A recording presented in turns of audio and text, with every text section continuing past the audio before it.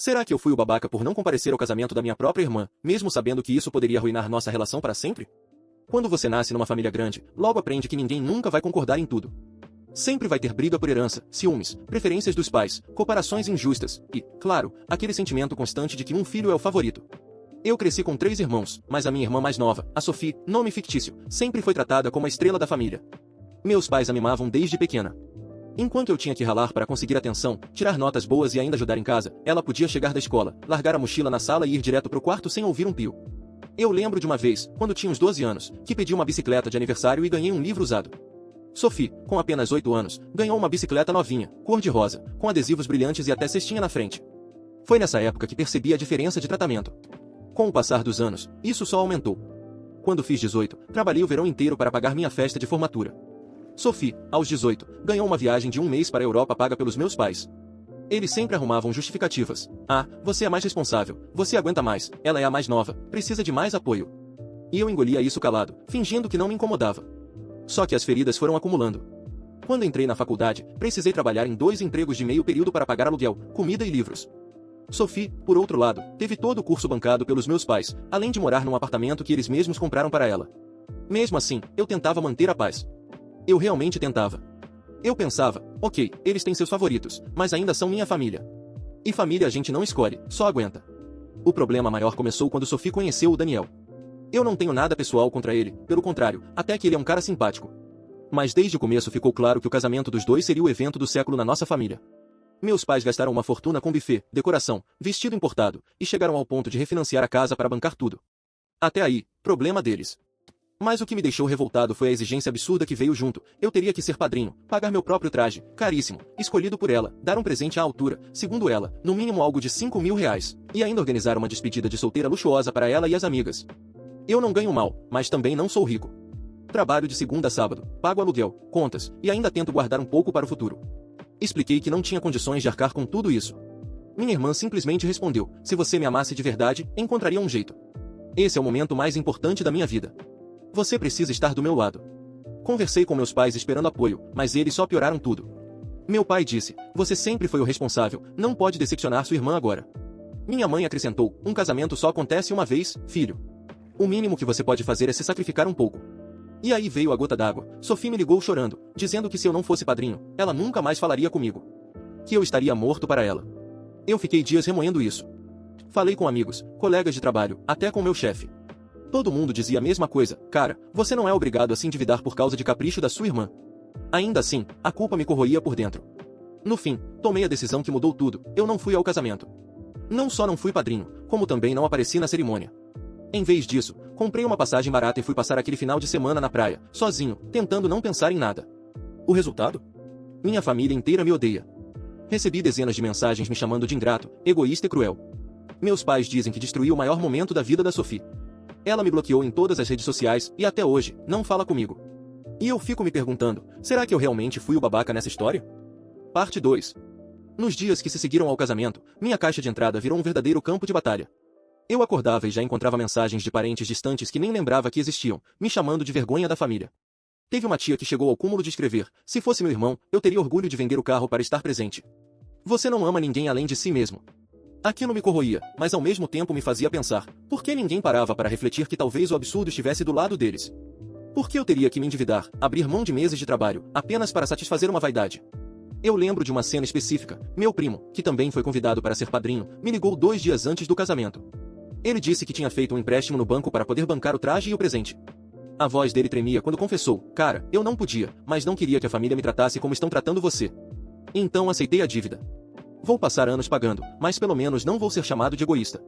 Aquilo me deixou ainda mais revoltado. Eu me perguntei, até que ponto a pressão social pode fazer alguém se sacrificar tanto por uma festa que, no fim, dura algumas horas? O pior de tudo foi a reação dos meus pais. Na semana seguinte, fui até a casa deles tentar conversar. Queria expor meu lado, explicar que eu não aguentava mais esse tratamento desigual desde a infância. Mas antes mesmo de eu abrir a boca, meu pai disse, não há nada para conversar. Você nos envergonhou. Não queremos desculpas. Minha mãe, com os olhos marejados, completou, você quebrou o coração da sua irmã. Nunca pensei que meu filho fosse capaz disso. Foi como levar um soco no estômago. A sensação de não ser amado, de não importar, foi esmagadora. Eu voltei para casa me sentindo um estranho dentro da minha própria família. Os dias foram virando semanas. Nenhuma ligação, nenhuma mensagem. No grupo da família, eu era ignorado como se tivesse morrido. Até nos aniversários seguintes, não recebi parabéns. Quando tentei mandar mensagem para Sophie, só recebi silêncio. E foi nesse período de afastamento que comecei a refletir mais profundamente sobre tudo. Percebi que aquele casamento não tinha sido o início do problema, mas apenas a culminação de anos e anos de favoritismo, de exigências injustas, de cobranças que nunca foram feitas a ela. Enquanto Sophie era a princesa, eu era sempre o soldado, aquele que devia aguentar tudo, engolir seco, estar sempre disponível. E, no momento em que finalmente disse não, virei o vilão. Comecei a fazer terapia. A psicóloga me ajudou a enxergar que eu estava preso em um ciclo tóxico, no qual meu valor como pessoa era medido apenas pelo quanto eu me sacrificava pelos outros.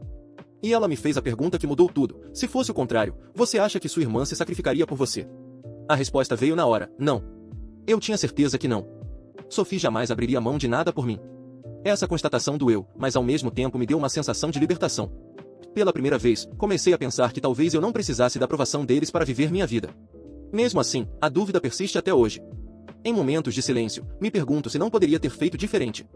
Será que, ao menos, eu deveria ter aparecido na cerimônia, sem ser padrinho? Será que minha ausência radical não foi combustível demais para a raiva deles? Às vezes, sinto saudade da minha família. Mas quando lembro de tudo que passei, de como fui tratado, essa saudade vem misturada com um gosto amargo de injustiça. Parte 3. Um dos momentos mais estranhos aconteceu quase um ano depois do casamento. Eu estava no mercado, comprando algumas coisas, quando ouvi alguém me chamar. Era uma amiga da Sophie, uma daquelas que participou da despedida de solteira luxuosa que ela tanto queria. Ela olhou para mim e disse, com um tom meio sarcástico: então você é o famoso irmão ingrato. Eu respirei fundo e tentei ignorar, mas ela continuou: você sabia que até hoje sua irmã chora quando lembra que você a abandonou no altar? Eu fiquei sem palavras. Primeiro porque era mentira, eu não a abandonei no altar, só escolhi não participar do circo. Segundo porque era surreal perceber como a narrativa tinha sido distorcida a ponto de eu virar o monstro da história. Voltei para casa naquele dia com a cabeça girando. Eu não queria mais viver com aquela marca de vilão pregada em mim. Então decidi escrever uma carta longa para meus pais e para Sophie. Expliquei tudo, desde as mágoas da infância até o motivo real de eu não ter ido ao casamento. Disse que não guardava ódio, mas precisava me proteger daquele ciclo de cobranças. Enviei a carta pelo correio, porque sabia que por mensagem eles não leriam. Semanas se passaram sem resposta. Até que um dia recebi um envelope de volta. Era minha carta, devolvida, ainda lacrada. Aquilo foi o golpe final. Entendi, de uma vez por todas, que talvez minha família tivesse decidido viver sem mim. Parte 4. Hoje, 2 anos depois de tudo, ainda me pergunto, será que eu realmente fui o babaca? Será que deveria ter engolido meu orgulho e me endividado para manter a paz? Ou será que, pela primeira vez na vida, fiz o certo ao me colocar em primeiro lugar? Tenho amigos que juram que eu agi certo. Dizem que finalmente quebrei as correntes que me prendiam a um papel injusto. Outros, mais tradicionais, acham que família é família, e que eu deveria ter feito o sacrifício. Eu, sinceramente, não sei. Às vezes acordo convicto de que tomei a melhor decisão. Em outros dias, acordo com um nó na garganta, sentindo falta de ter alguém para chamar de família. O que eu sei é que aquele casamento mudou tudo. Não apenas o relacionamento com minha irmã, mas a forma como eu enxergo amor, lealdade e sacrifício. E é por isso que eu venho aqui perguntar a estranhos da internet. Será que eu fui mesmo babaca nessa história, ou finalmente aprendi a dizer não para algo que sempre me destruiu por dentro? Parte 5. Depois que minha carta foi devolvida sem sequer ser aberta, eu entrei numa fase bem sombria da minha vida. Eu ia trabalhar no automático, voltava para casa e ficava encarando o teto, me perguntando se tinha algum defeito em mim que fazia com que até minha própria família me rejeitasse. Foi nesse período que comecei a revisitar lembranças antigas, coisas que eu havia enterrado para não sentir dor. E quanto mais eu lembrava, mais fazia sentido o que estava acontecendo. Eu recordei de um Natal específico, quando eu tinha uns 14 anos.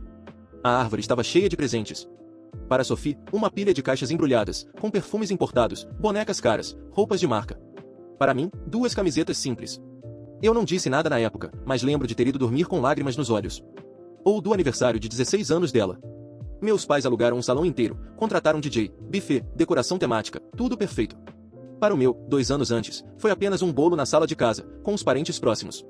Naquele dia, vendo Sophie dançar com as amigas, percebi que havia hierarquia dentro da minha própria casa, eu era a base de sustentação, e ela o centro das atenções. Essas lembranças voltaram como um filme. E junto delas veio a pergunta, será que todo o ressentimento que eu carrego hoje nasceu nesses pequenos momentos? Talvez eu nunca tivesse realmente sido ouvido, talvez meu erro tenha sido esperar que um dia a balança se equilibrasse. Eu também comecei a lembrar de situações em que tentei me aproximar da Sophie. Quando ela terminou o primeiro namoro sério, eu fui quem passou a madrugada acordado ouvindo ela chorar. Quando ela quase desistiu da faculdade no 2º ano, eu a incentivei a continuar. Quando ela precisou de ajuda para escrever o TCC, adivinha quem ficou noites revisando cada página? Eu. Sempre eu. E mesmo assim, para ela, bastou eu não ter aparecido no casamento para que todos os anos de apoio virassem pó. Parte 6. Um episódio que me marcou muito aconteceu 1 ano e meio após o casamento. Eu estava numa confraternização do trabalho, quando um colega comentou que tinha visto minha irmã e o marido numa viagem internacional. Ele disse, cara, sua irmã é gente boa demais, mas achei estranho quando ela falou que você não foi ao casamento porque tinha vergonha da família. Que história é essa? Vergonha da família. Foi isso que ela contou. Não apenas mentiu, como distorceu toda a narrativa para que eu fosse visto como ingrato e arrogante. Eu tentei rir para não chorar, mas aquilo me doeu fundo. Porque não era apenas dentro da família, era como se ela tivesse feito questão de espalhar para o mundo inteiro uma versão em que eu era o vilão. Mais tarde, descobri que até alguns amigos em comum dela acreditavam nessa versão. Alguns até me bloquearam sem nem perguntar minha versão. Foi como se eu tivesse perdido não só minha família, mas também parte da minha rede social. Parte 7. Apesar disso, comecei a reconstruir minha vida aos poucos. A terapia continuava sendo uma âncora. Minha psicóloga dizia, você não pode controlar o que eles pensam de você, mas pode controlar como reage a isso. Segui esse conselho. Me matriculei em um curso novo, fiz novas amizades, comecei a viajar sozinho. Descobri prazeres simples, como caminhar pela praia ao pôr do sol ou cozinhar pratos elaborados só para mim. Coisas que antes eu nunca teria feito porque estava sempre tentando agradar os outros. Mas, mesmo assim, havia um peso no peito. Todo aniversário da Sofia eu lembrava. Todo Natal, mesmo sozinho, eu sentia aquele vazio. E no fundo, ainda havia uma parte de mim que desejava uma ligação, uma mensagem, qualquer sinal de que não estava completamente apagado da vida deles. Parte 8. Até que, em uma noite qualquer, isso quase aconteceu. Eu estava em casa, lendo, quando meu celular vibrou. Era um número desconhecido. Atendi, e para minha surpresa, era o Daniel, o marido da Sophie. Ele hesitou antes de falar, olha, eu sei que não tenho nada a ver com isso, mas, eu queria dizer que sinto muito pelo jeito que as coisas aconteceram. Eu nunca achei justo o que pediram de você. Sei que você foi pintado como vilão, mas não é assim que eu vejo. Eu fiquei sem reação. Depois de tanto tempo ouvindo apenas críticas, ter alguém da própria família dela admitindo que eu não estava errado foi quase surreal. Perguntei se ele havia falado isso para Sophie. Ele suspirou, já tentei, mas ela não me ouve. Ela carrega muita mágoa. Talvez um dia mude. Só queria que você soubesse que eu não te odeio. Aquilo não apagou a dor, mas me deu uma sensação de justiça. Pelo menos uma pessoa, mesmo que silenciosa, entendia meu lado. Parte 9. Ainda assim, até hoje a ferida não cicatrizou. Quando vejo fotos do casamento dela nas redes sociais, porque amigos em comum ainda postam, sinto uma mistura estranha de raiva e tristeza. Raiva por tudo que me exigiram, tristeza por ter perdido a chance de viver aquele momento com a minha família. E me pergunto, se eu tivesse ido, será que estaria mais feliz hoje?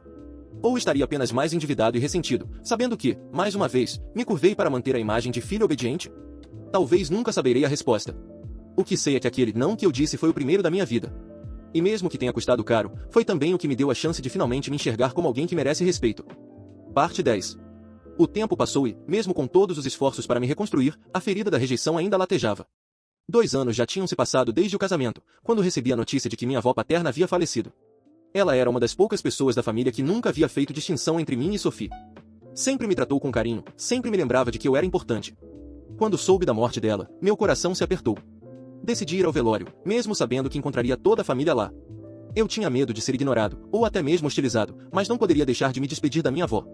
Cheguei cedo, antes de muita gente. Fiquei em silêncio ao lado do caixão, lembrando das histórias que ela contava, do café com bolo que preparava sempre que eu a visitava. Era como se, naquele momento, eu voltasse a ser criança, e a dor da rejeição fosse amenizada pela lembrança do único amor incondicional que senti dentro daquela família. Mas, claro, não demorou para que o resto chegasse. Vi meus pais à distância. Eles me olharam, e por um breve segundo pensei que poderiam vir até mim. Mas não. Viraram o rosto como se eu fosse invisível. Pouco tempo depois, Sophie chegou com o marido. O clima no salão mudou. As pessoas foram em direção a ela, abraçando, consolando, como se fosse a protagonista daquele momento também. E então, nossos olhares se cruzaram. Por um instante, acreditei que ela viria até mim. Mas Sophie apenas me lançou um olhar frio, carregado de rancor. Virou-se e se afastou. Foi como levar outro golpe no estômago. Parte 11. No entanto, algo inesperado aconteceu. Minha tia, irmã da minha mãe, se aproximou de mim. Ela sempre foi mais neutra nas brigas, mas nunca havia tomado partido. Dessa vez, ela me abraçou e disse baixinho, sinto muito por tudo que estão fazendo com você. Não é justo. Aquelas palavras foram como um bálsamo. Eu precisava ouvir aquilo. Era a primeira vez, em anos, que alguém da minha família reconhecia que talvez eu não fosse o vilão que pintaram. Durante o enterro, permaneci em silêncio, afastado. E, para ser honesto, foi doloroso perceber que até na despedida da minha avó havia uma divisão tão clara. Mas, ao mesmo tempo, algo dentro de mim começou a mudar. Eu percebi que estava cansado de implorar por amor. Cansado de esperar reconhecimento. Naquela noite, deitado na cama, pensei, talvez minha família biológica nunca vá me aceitar, mas isso não significa que eu não possa construir outra família. Parte 12. A partir daí, comecei a me abrir mais para o mundo. Fiz novos amigos, me aproximei de pessoas que realmente me valorizavam. E, surpreendentemente, encontrei alguém especial. Conheci a Mariana em uma viagem que fiz sozinho para o interior. Ela era diferente de tudo que eu já tinha vivido, simples, atenciosa, com uma risada contagiante. Nos conectamos de imediato. Pela primeira vez em anos, senti que estava construindo algo verdadeiro, sem cobranças absurdas, sem condições impossíveis. Com o tempo, nosso relacionamento ficou sério. E foi nesse processo que a velha ferida voltou a incomodar. Eu pensava, e quando chegar a hora de casar? Será que vou convidar minha família? Será que eles sequer viriam? Essa dúvida me perseguiu por meses. Parte de mim queria estender um ramo de oliveira, dar uma última chance de reconciliação. Outra parte, mais racional, sabia que era perigoso abrir novamente a porta para quem tantas vezes me feriu. Parte 13. O ápice desse dilema aconteceu quando Mariana me perguntou diretamente: Amor, você gostaria que sua irmã fosse minha madrinha de casamento? Aquilo caiu como uma bomba. Eu congelei, sem saber o que responder. Mariana não sabia toda a extensão da história, porque eu sempre evitava falar da minha família. Contei apenas o básico, para não transformar nossas conversas em sessões de terapia. Mas naquele dia, tive que abrir o jogo. Contei cada detalhe, desde as preferências da infância, passando pelo casamento dela, até a forma como fui excluído e apagado da vida deles. Enquanto eu falava, vi os olhos de Mariana se encherem de lágrimas. Ela segurou minha mão e disse: Você não precisa deles para ser feliz. Se me permite, eu quero ser sua família. E quero que você saiba que nunca vou exigir de você algo que não possa dar. Foi a primeira vez que chorei em muito tempo. Não de tristeza, mas de alívio. Parte 14. Mesmo assim, o destino parece gostar de testar minhas decisões. Poucos meses depois, fui surpreendido com uma ligação inesperada. Era Sophie. Eu quase não acreditei quando vi o nome dela no visor. Atendi com a voz trêmula. Alô. Do outro lado, um silêncio. Depois, ouvi a respiração pesada dela. Finalmente, ela falou: Preciso falar com você. Meu coração disparou. Eu não sabia se vinha um pedido de desculpas ou mais uma acusação. Mas eu sabia que, de alguma forma, aquele momento poderia mudar o rumo de tudo. Parte 15. Fiquei em silêncio por alguns segundos depois de ouvir a voz da Sophie. Era como se meu coração tivesse parado. Eu queria gritar, queria perguntar por que ela só lembrava de mim agora, depois de anos de silêncio. Mas ao mesmo tempo, havia uma parte de mim que só queria ouvir o que ela tinha a dizer. Pode falar, respondi, tentando manter a voz firme. Ela suspirou fundo. Não quero falar por telefone. Podemos nos encontrar? Só eu e você. Minha primeira reação foi dizer não. Pensei em todas as vezes que me humilhei para ter um espaço na vida dela e de como fui tratado como nada. Mas havia algo diferente no tom dela. Não era arrogância, não era exigência. Parecia vulnerabilidade. Aceitei. Marcamos em uma cafeteria discreta, no centro da cidade. Parte 16. Cheguei antes e fiquei com as mãos tremendo sobre a mesa. Minutos depois, vi Sophie entrando. Estava diferente, cabelos mais curtos, expressão cansada. Quando me viu, hesitou por um instante, como se também não soubesse como começar. Sentou-se diante de mim, e por alguns segundos apenas ficou em silêncio, mexendo na xícara. Finalmente, falou. Eu não sei como dizer isso sem parecer hipócrita. Mas eu acho que errei. Aquelas palavras me acertaram como um raio. Errei. Ouvir isso da boca dela parecia impossível. Ela continuou. Eu deixei que a pressão do casamento, dos nossos pais, de todo mundo, me cegasse. Eu estava tão obcecado em ter o dia perfeito que não percebi o quanto estava pedindo de você. E, quando você disse não, eu transformei isso em uma afronta pessoal. Passei esses anos com raiva de você, porque era mais fácil do que admitir que talvez eu tivesse errado. Eu não sabia o que dizer. Por anos eu sonhei em ouvir algo assim, e agora que estava acontecendo, parecia irreal. Parte 17. Mas ela não parou por aí. O Daniel sempre me disse que eu estava sendo injusta. Eu não queria ouvir. Mas depois de um tempo, percebi que ele tinha razão. Eu percebi também que, quando perdi você, perdi mais do que um irmão. Perdi o único que sempre esteve do meu lado, mesmo quando ninguém mais estava. Sophie começou a chorar. Eu fiquei paralisado, sem saber se oferecia um abraço ou se mantinha a distância. Parte de mim queria acolhê-la, outra parte queria gritar por todos os anos em que fui tratado como lixo. Ela então segurou minha mão e disse, com a voz embargada: Eu não espero que você me perdoe agora. Só queria pedir uma chance de reconstruir nossa relação. Parte 18. Aquela frase ficou ecoando na minha cabeça. Reconstruir. Eu sempre sonhei com isso, mas também tinha medo. Porque reconstruir significava abrir a porta de novo, correr o risco de ser ferido mais uma vez. Respirei fundo e respondi. Sophie, eu ouvi coisas que doeram demais. Passei anos sendo o vilão da história que você contou para todo mundo. Você tem ideia de como foi ser chamado de ingrato até por pessoas que mal me conheciam? Ela baixou a cabeça, envergonhada. Eu sei. Eu não consigo mudar o que já passou. Mas posso tentar mudar daqui pra frente. Parte 19. Conversamos por horas. Ela contou que o casamento perfeito não era tão perfeito assim, que havia enfrentado crises com Daniel, que a vida adulta não era o conto de fadas que imaginava. Disse que, nesses momentos, percebeu a falta que eu fazia. Eu contei sobre minha vida também, sobre Mariana, sobre como aprendi a me valorizar. Pela primeira vez em muito tempo, senti que estávamos conversando como dois adultos, e não como o filho invisível e a filha favorita. Quando saímos da cafeteria, ela me abraçou forte. Não era um abraço de desculpa completa, mas de tentativa. E isso, de certa forma, já era muito. Parte 20, conclusão. Hoje, ainda não posso dizer que tudo foi resolvido. A ferida de anos de favoritismo não some com um simples pedido de desculpas. Mas, pela primeira vez, sinto que há espaço para recomeçar. Meus pais ainda não deram o braço a torcer. Continuam me tratando como se eu tivesse manchado o sobrenome da família. Mas Sophie, ao menos, parece disposta a tentar. E eu? Eu continuo me perguntando se fui ou não o babaca naquela escolha de não ir ao casamento. Mas agora percebo que a resposta talvez não importe tanto. O que importa é que, pela primeira vez, escolhi a mim mesmo. E essa escolha me libertou. Então deixo essa pergunta para você, que lê minha história. Será que eu fui mesmo babaca? Ou será que finalmente tive coragem de quebrar o ciclo e dizer não a uma vida inteira de injustiça?